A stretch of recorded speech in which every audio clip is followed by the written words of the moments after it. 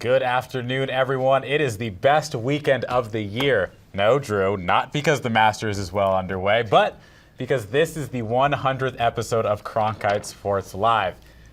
He's still Drew Andre. I'm Andre Sims. You can flip the graphic around, but we're still the Drew Andre Sims show. Man, and the nostalgia is real. What's crazy about this, Andre, we're old timers here, yeah. right?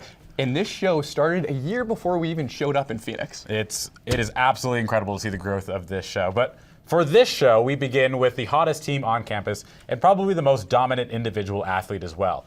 G. Juarez and ASU softball are on fire right now, and Juarez's dominance came to a peak as she threw her first career no-hitter over the weekend. Here's WCSN's Josh Schaefer on the call. On the mound today, G. Juarez. The coveted left arm on G. Juarez is something out of this world. She enters the game with a 13-1 record in 98 innings pitched, with 159 strikeouts compared to 18 walks. And on Monday, she was named the Pac-12 Pitcher of the Week for the third consecutive week. The reigning collegiate softball player of the week is G. Juarez. Her season has just been unbelievable. Look at all those zeros for BYU. Here's what's going on. We've got a no-hitter. G. Juarez on the mound, no hits, no runs, swing and a miss. They got her one away. Fly ball into right field, over to get it. Kendra Hackbarth for out number 2. Giselle Juarez, 1 strike, 1 out left in the ball game. The 0-2, swung on and missed. Giselle G. Juarez, the sophomore standout lefty, picks up her first no-hitter as an Arizona State Sun Devil. March 30th, 2018, Giselle Juarez with a no-hit performance against the Brigham Young Cougars.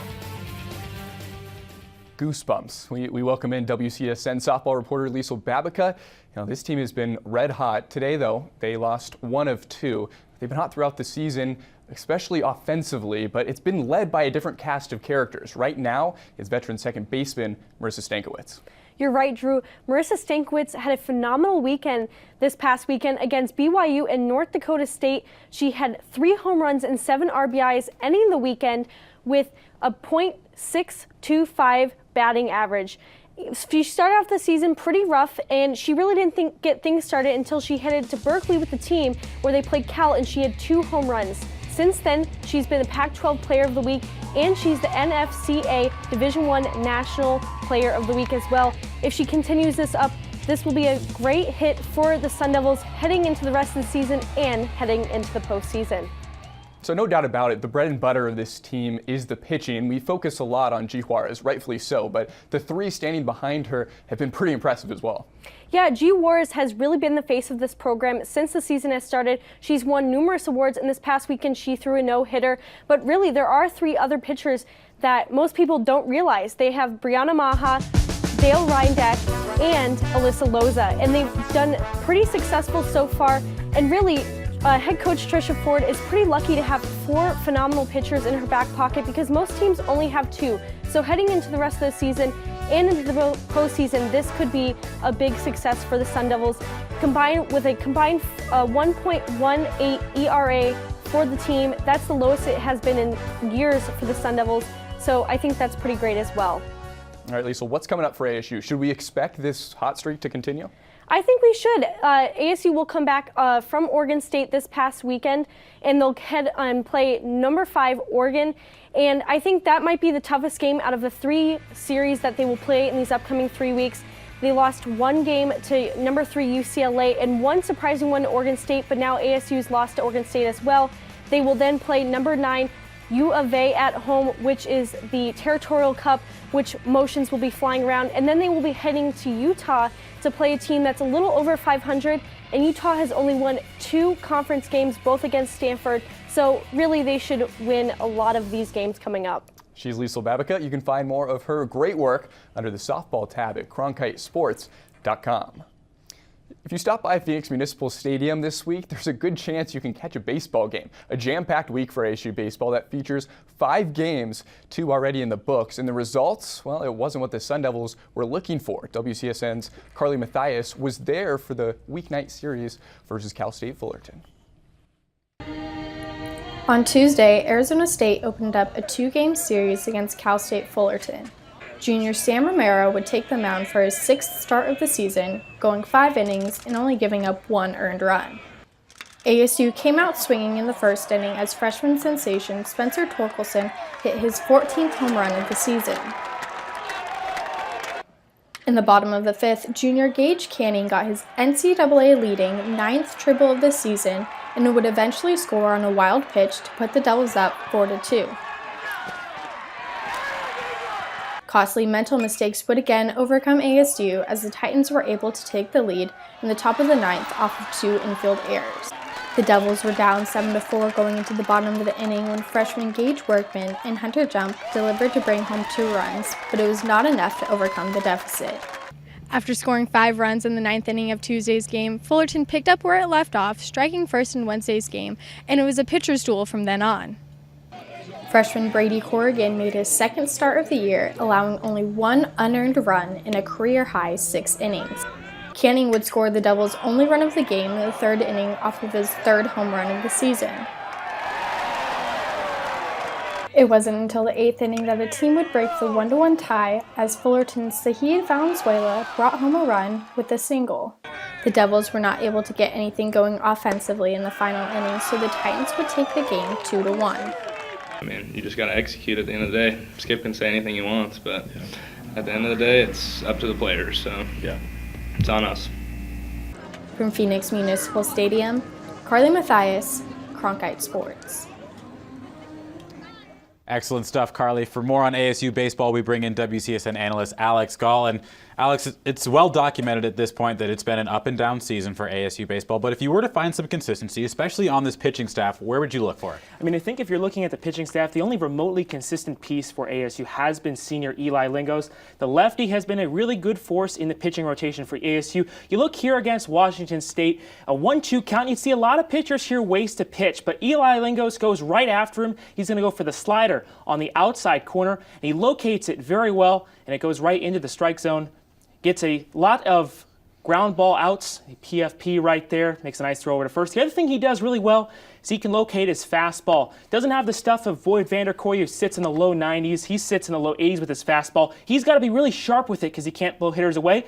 Bam, right on the mount, right on the mitt right there of Lyle Lynn. And when you can do that and locate your fastball, you can get a 2.02 ERA. That's 8th among Pac-12 starting pitchers this season. So that's really what Eli Lingos has done for this staff this season. Yeah, definitely a guy that has thrived since moving into that Sunday starter role. And so flipping the script now to the offensive side, it's been an up and down season for them. But if you were to name a team MVP thus far, who would it be? I mean, you have to mention Gage Canning, and he's obviously been so good for ASU this season on the hitting side, but everybody was surprised by Spencer Torkelson. And you look at this guy, as a freshman, he's already broken Barry Bonds' freshman home run record with this one right here at Washington State. That was his 12th of the season. He now has 14, which is tied for the lead in the NCAA college baseball world right now. And let's look at this swing. Right there, eyes on the ball. The other thing, he stays closed. A lot of young hitters today will try and pull that ball to right field, open up a bit too early. Torkelson stays closed, and that's why he has such good power to center and right field.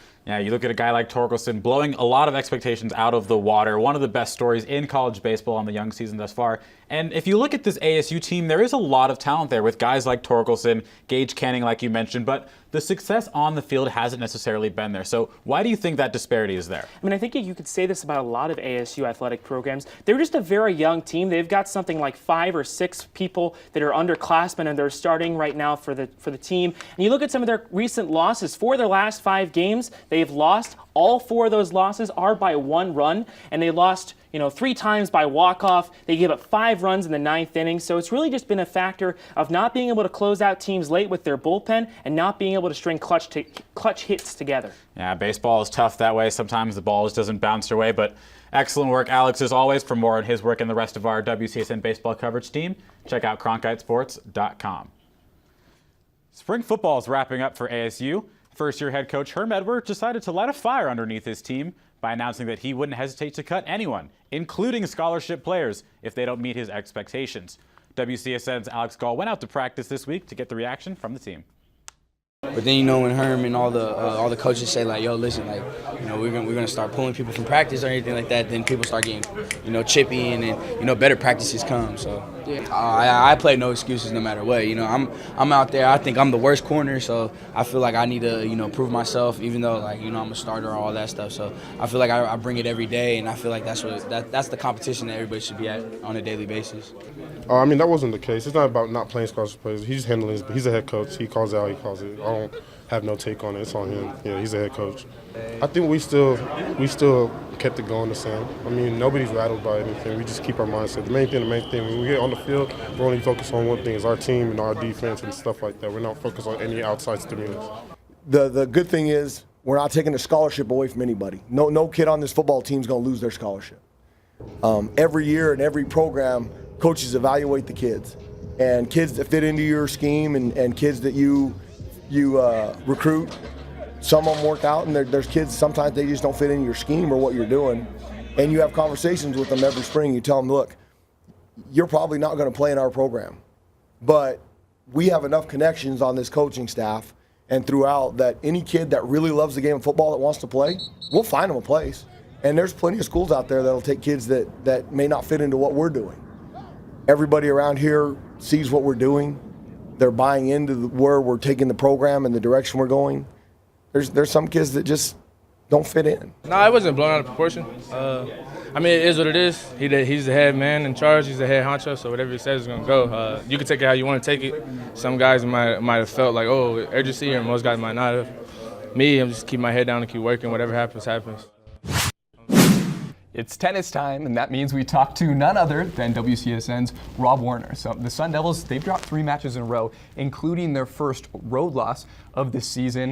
And it was against Utah, who's unranked. How did that happen? Well, this was kind of a trap match for ASU. Utah isn't a bad team. While they're not ranked, they've shown some success early on in the season. And playing in Utah does pose a different kind of issue than most places. The ball doesn't travel as well there, so when you hit the ball, it moves a little slower, especially coming from a place like Arizona where the ball flies through the air so quickly that it was a big change for the team. And I know the players referenced that after, saying that was one of the factors that kind of caused them a challenge in this match. All right, this ASU team was ranked as high as number 13th in the country after starting 8-3, and now they've dropped down to number 37 in the country. So what has really led to their struggles? What's been the issue? Well, this is a new team, Drew. This program hasn't been going for the past 10 years because of financial reasons, and this year reinstated finally. And the team has a lot of talent on its roster, but it's taken a little while for it to really get into the heart of its schedule. It's had some of the toughest tests already in the past couple matches against Stanford and Cal. Really good Pac-12 teams, and it's going to see more of that upcoming against Oregon and Washington this weekend. But I think that the reason that you've seen some struggles, as you mentioned, is because this team is so young. This team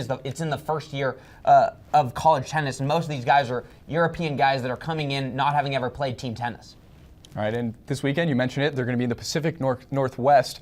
The Oregon match is already going on right now. What does ASU need to do to walk away with the wins here? And also go ahead and give us your prediction. I think to walk away with wins, ASU really needs to get out to a fast start in each of these matches. I think they need to win the doubles point, and really they need to get that doubles point because it'll give them the confidence. They only need to win 3 singles matches to clinch an overall match victory. Pac-12 wins are so important, so rare, so ASU needs to try to win both these matches. I think they lose to Oregon, but I think they rebound then and beat Washington. You can always trust this guy when you need a tennis prediction. He's Bob Warner. Dancing for the first time since 2014, the number 17 Gym Devils are headed to State College, Pennsylvania for the College Park Regional. The team is seeded 3rd in the regional and will face host Penn State, along with number 5 Florida, number 8 Washington, New Hampshire, and West Virginia. The team is led by Coach of the Year Jay Santos and Freshman of the Year Cairo Leonard Baker. The team will look to advance to the NCAA Championships. The regional begins Saturday at 1 p.m. The season is winding down for ASU water polo, and the Sun Devils have been sputtering as of late, dropping their last 3 matches. That doesn't paint the real picture because the company has been elite. The last 3 matches for Arizona State, number 1 ranked Cal, number 3 USC, and number 4 UCLA. The loss to the Bruins marked the Sun Devils' first road loss of the season. In the match, Bento Rojas scored twice, marking her 12th multi-goal performance this season. But just wasn't quite enough. ASU will get a break from the daunting schedule as they take on 9-14 San Jose State next Friday. Then their regular season finale against Stanford on April 15th. ASU water polo, one of the most consistent teams here on campus, and one of the most consistent things we have here at Cronkite Sports Live is Sun Devil social media. Nick Batters is back. Thanks for joining us. Guys, so glad to be here. Scotty Gange, I really appreciate you being out of town this week and glad I was able to come on, especially for the 100th episode of CSL. Got a lot of good stuff coming up. That creates a lot of pressure for you filling in for Scotty. It does. However, I'm going to say I think I may have found 3 of the best pieces of social media in the history of this segment. Gavin Shaw, eat your heart out. So the first tweet that we have comes from the Twitter account Wildcat Country, and guys, they had a really good tweet on April Fool's Day. They tweeted, Justin, Todd Graham joins UA football staff as senior offensive analyst. And the good part about this is that they did a little Photoshop job too with the U of A colors, the logo on his jacket. But you notice it's on April 1st. Look what happens when you click on this link.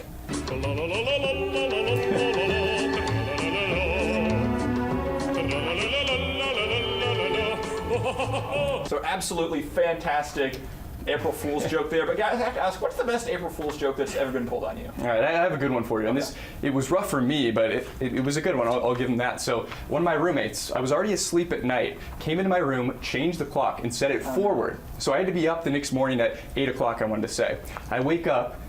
Turns out it was really actually only 7 o'clock, but I look at my clock and it says 10. No. So I jump out of my bed. Oh my gosh, I'm late, 2 hours late. Finally see my phone. It's 7:30. That's tough. That's rough.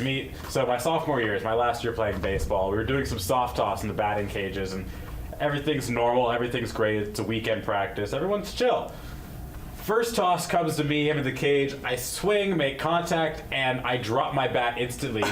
My coach was throwing corked weighted balls in the cage. I couldn't believe it. He falls out laughing. The rest of my team is laughing. Disaster. That's how I knew I wasn't cut out to be a baseball player. It was like the final straw for me. Weighted ball. Nope, couldn't do it. Good thing is they don't do that in college. The next tweet that we have from a former collegiate athlete, former ASU soccer player Jazz Marie Maynard. She had a really good tweet a few days ago. She said, just got an email about a family reunion. I'd rather punch myself in the face than explain to my entire family why I am still single and 100% not lesbian. So if you want to be my fake boyfriend for 3 days, DM me, serious inquiries only. Guys, I died laughing when I saw this. And there were some good responses, including Jeff Metcalf, writer for the Arizona Republic. He wondered, still single? Why is that even a thing? And guys, a few days later, I think we found out why. Because she tweeted that she went on a date with a guy, and halfway through, the guy looked her dead in the eyes and called her Jasmine. So Andrew, Dre, do you think that we can help Jazz Marie find some love? I mean, we tried to do some matchmaking with Danica Borges a few shows ago. Can we do the same here? I think it could work. I don't see a reason why it couldn't. But again, also my favorite part of all of that is Jeff Metcalf getting in the mix. Honestly, as someone who's had his name confused for years upon years, teachers, friends, even family at times calling me Andrew, I could definitely understand the plight of having a somewhat unique name. Definitely not like Jazz Marie, but Andre's just unique enough to cause some confusion, apparently. And I can relate being named Drew myself. Yep, there it is. That's fair. So the third and final tweet, another really, really good one. So there's that meme that's been going around on Twitter. If you don't love me at my, then you don't deserve me at my. And there was this really good one that the Speak of the Devils podcast tweeted out. A couple pictures of Sam Jones. And guys, I absolutely love this. I think it's been a really fun meme to follow along with. But there was one guy who did not like it so much, and that was Sam Jones himself. He quote tweeted it and said, why y'all gotta do me like that with the laugh emoji? I don't know. I don't think they did him too bad. But I didn't stop there, because I was thinking, it's the 100th episode of CSL. I found a picture from one of the very first episodes of CSL, along with one of the most recent ones. So if you don't love us at our first episode, then you don't deserve to have us there. But I didn't stop, because I did this for you, Andre. I found the first picture of you on CSL and one of your more recent pictures. Guys, this is an absolutely fantastic meme. But Drew, please do not feel left out, because I had a little extra time on my hands in Photoshop. I decided to have a little extra fun, give you guys a plug on Twitter. One of your first appearances on CSL with one of your most recent ones. Guys, this meme is so much fun, but what a wild ride this has been. 100 episodes of CSL. Seriously, when I look at these photos, first of all, the freeze frames that you got for the befores in this were atrocious, really, but great. I apologize. But seriously, the fact that we've come so far, I mean, you got the new backdrop, it used to be just a black curtain, we got new talent, new fresh faces. It's a lot of fun. It's crazy to think about how far we've come. It's incredible, but the one thing that we miss the most is Andre Sim's afro. I'm not sure if that's ever going to come back. How many retweets? Honest question. Honestly, I'd go 100 to 200 retweets to grow out my afro for a show, but it would have to be for like next semester. If we get 100 retweets on this episode, Andre will grow out his afro, and then I think that's an appropriate way to close out the segment. It's a deal. It is. Nick Batters, great job. I had fun. You lived up to the hype. Glad to hear that. There's no team more, as Dan Patrick would say, en fuego at ASU than Sun Devil softball, and they can't be cooled down. Let's get to know the quirks of the team with Ring of Fire.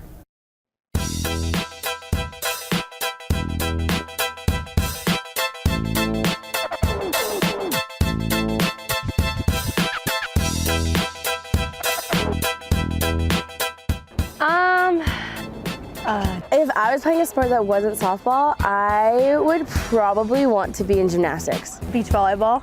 Track and field. Definitely run track. Gymnastics. I think it'd have to be either football or wrestling.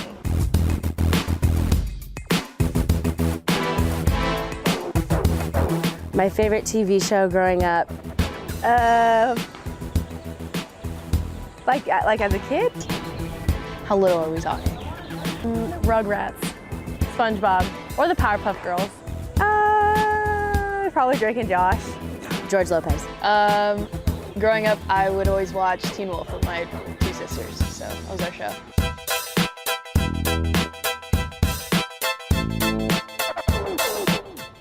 The Pig Beach in the Bahamas. I've always wanted to go to Rio. Like the Pig Beach in the Bahamas.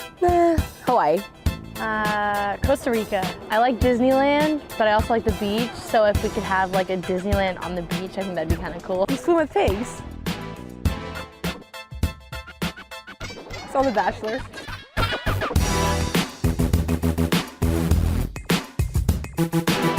Well, it depends on the day. Some days I feel like she's the one where it's like the eyes are all weird and the tongue's out. You know the bulldog?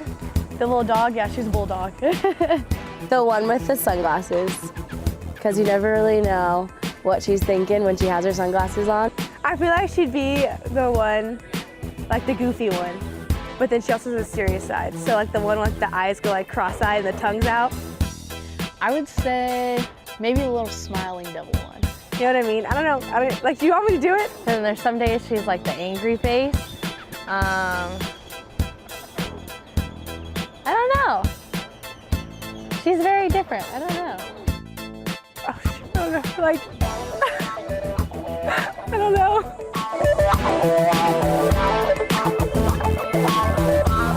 My spirit animal. I say a lion. Probably a lion. A Black Panther. I would say is a pit bull. I like little chickens, like the little chicken emoji. I don't know.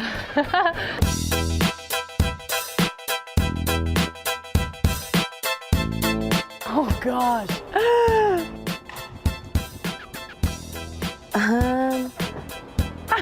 Oh my gosh, that one's hard. Coach Ford, she always goes, "Let's go!" She always says that. Like if she's talking to me, she'll be like, "Mom, let's go!" Let's go! That's it. She does that a lot. Let's go! Let's go! That's about it. That's all I got. The Pitchfork Awards are an annual award ceremony that recognizes various students, organizations, and more at Arizona State that embody the maroon and gold through leadership, development, and commitment to make ASU a better place for all. The award ceremony took place last night. Now, why are we talking about this on CSL? Well, one of the categories was Sun Devil Sport Club of the Year, and the winner? The ASU women's hockey team. They beat out the Quidditch team, Women's Club Lacrosse, and the Women's Club Ultimate Frisbee team for the award. In just their second year on the ice, the team increased the visibility of women's hockey not only at ASU and in the Valley, but on a statewide and national level as well. The team won 6 more games in their first year and received their first ever bid for the conference playoffs. And next year, they'll be hosting the WWCHL conference playoffs, but in Las Vegas at City National Arena. That's the practice rink for the Vegas Golden Knights. We transitioned to ASU women's lacrosse, losers of 2 straight and 7 of its last 8. What's been going on? Well, let's dive deeper with our WCSN lacrosse experts.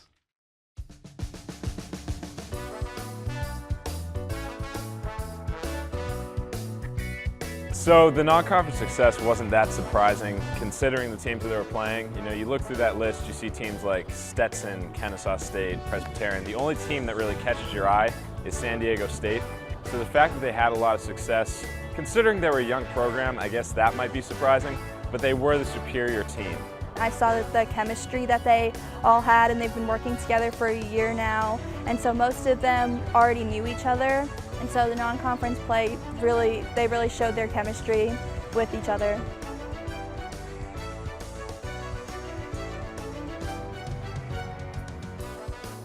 size and speed. I mean, we saw it with Colorado. Colorado is extremely fast, and they had ball control for 90% of the game. And Oregon too. Oregon was a lot bigger than them. The Sun Devils haven't had the ball as much. They've struggled with some simple passing at times, and it's led to them having to play a lot of defense in their own end and not being able to go on the attack very often.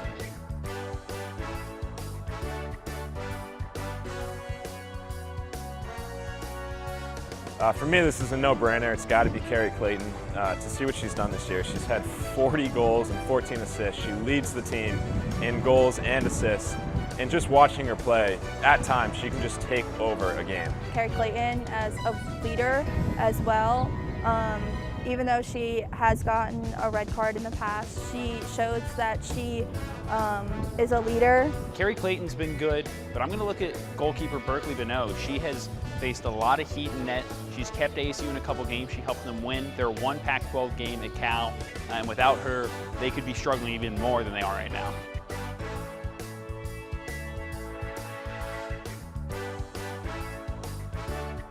You know that they have talent up front. We've seen that they have some experienced players in defense, but the midfield is very young. How they respond, especially with Maddie Hunter's season-ending injury, will be something to keep an eye on as the season comes to an end. Even though it is their inaugural season, and the team all being rookies, for them it's a lot different because they're younger, and so I'm excited to see how they play a role into stepping up. I'm watching for a lot more offense. I think the only way they're going to win games is if they score a lot more. I mean, you can't win a game when you only score 2 goals, because giving up 15 goals is not that much, but when you only score 2 goals, it just seems like it's, that's not enough. That's like equivalent to maybe a field goal in other sports. So they really got to get those offensive numbers up. That's what I'm looking for the most. Seeing as this is the 100th episode of Cronkite Sports Live, we thought we'd take a trip in the Throwback Machine for this next segment. It marked the debut for many of the current elder statesmen here at CSL, including myself. The segment provides a look ahead to the weekend across ASU athletics, and here in studio to bring it to you is Bobby Krause. Thanks a lot, Andre. Plenty of action across all of the ASU athletic schedule this weekend. It's a blast from the past. Let's get you caught up to speed. For starters, the ASU baseball team resumes its Pac-12 schedule as they welcome the Trojans of USC to Phoenix Municipal Stadium for a 3-game set, with first pitch on Friday scheduled for 6:30. Taking place right now, the women's lacrosse team is in Eugene, Oregon, taking on the Ducks, and they are trailing at halftime 17-3. Meanwhile, the Sun Devil Beach Volleyball team will be participating in the Wildcat Invitational this weekend in both Tucson and Tempe, with matches tonight against Colorado Mesa and Arizona, followed by a pair of matchups in Tempe on Saturday against Stetson and Vanguard. Continuing with the action on Saturday, Cairo Leonard Baker and the Gym Devils will begin their quest for a national championship as they will be competing in the Happy Valley Regional hosted by Penn State, featuring Florida, West Virginia, and New Hampshire. And finally on Sunday, men's tennis will be in the Pacific Northwest taking on Washington, as will the ASU softball team as they wrap up their series in Corvallis against the Oregon State Beavers, while ASU baseball will play the finale of their series against USC at 12:30. That's all I got, guys. Back to you at the desk.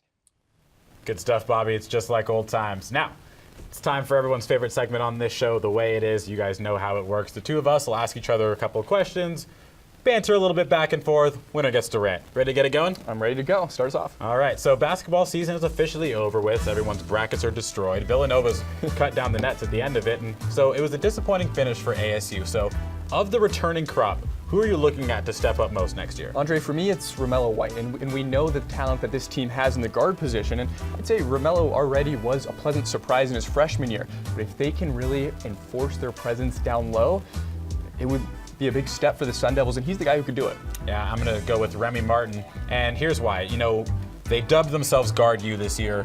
The 3 main people in that Guard U are graduating. They're going to need someone to step up, and I think Remy Martin can really be that person. All right, next question. Round 2 is in the books at the Masters. Which former ASU golfer do you think has the best chance to take it all the way? Now, I know you wanted to originally say Phil Mickelson, but he's not making the cut. So yeah, who do you have? Rough day for Lefty today as he's well off the pace, but I'm going to go with John Rahm, the young Spaniard. He's been playing well throughout the year, and sitting at around 15th last I checked, so look for him to make a push. All right, well, I'm going to go with a little bit of an underdog, Ches Reavie. The casual golf fan hasn't even heard this name, but he's a Sun Devil. He's in the mix right now, around 30th place currently, so we'll see. Maybe he can make his run. Yeah.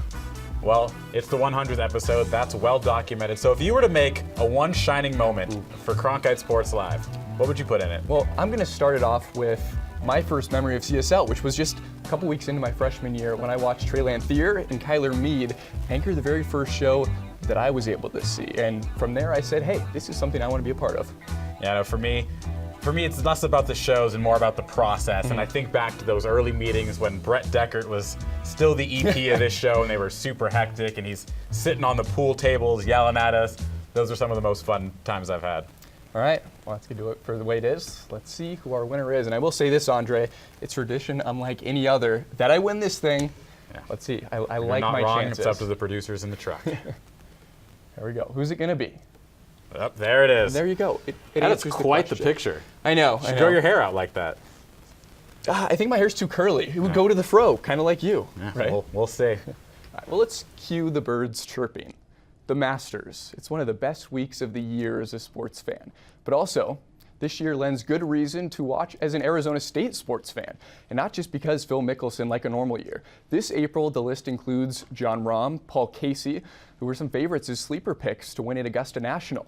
Get this, the Sun Devils have the most alumni in the field of any college. More than typical powerhouse golf schools like Georgia and Texas make it 5 representatives in total for ASU.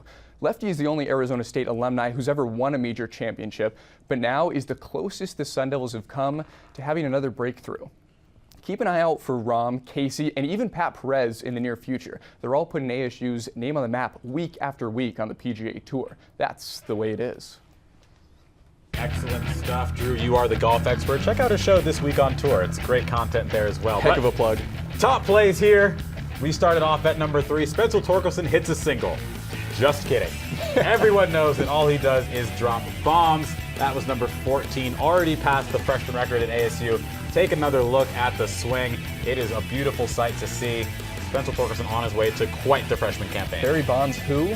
Let's hit number 2. We go to Barrington Stadium. It's none other than G. Juarez, who throws a no-no against BYU, the 30th no-hitter in ASU softball history. Incredible stuff. At number 1, that was great, but not as great as this. Kendra Hackbarth, bang! The one high fly ball into center field. Back goes Godfrey at the wall. It's a grand slam for Kendra Hackbarth. And just like that, the Devils take the lead at Farrington. First career grand slam for Kendra Hackbarth. Almost hitting it into the powwow at the ASU lacrosse practice fields. Great stuff for her, and man, those camo unis are fresh. Oh yeah, I'm a big fan of them. Yeah, there was a lot to work from this week in our top plays. And absolutely. And Kendra Hackbarth. You know, this was a great show. I mean, 100 down. Here's to the next 100. It's been fun. Next 100. Another 4 or 5 years maybe in the books. Absolutely. All right, he's Andre Sims. I'm Drew Andre. We'll see you next week for episode 101.